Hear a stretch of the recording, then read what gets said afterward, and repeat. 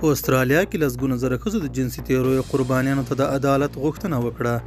په سلامونه مه هرکلی کوم. که غواړئ چې بشپړ معلومات ترلاسه کړئ نو تر پایه راسره اوسئ.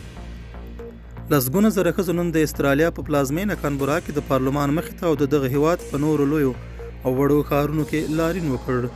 دوی د جنسي برابرۍ او دغه راز جنسي تیرویو قربانیانو ته د عدالت غوښتنه کوله. په استرالیا کې د ننني لاریون دغو ګډونوالو میرمنو د ځواک او ویر نندارې لپاره تر ډیره تورې جامې اغوستې وې.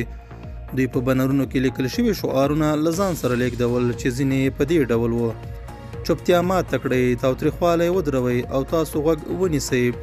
د عدالت لپاره دغه لاریون وروسته تر دې کېږي چې د استرالیا په یو شمېر لوړو سیاسي ادارو کې د جنسي تیري تبعیض او ناوړه کړنو ډیری ادعاوې شوي دي. دا و زموږ نننی چمتو شوی مطلب. تر بیا ښه وخت او ښې چارې.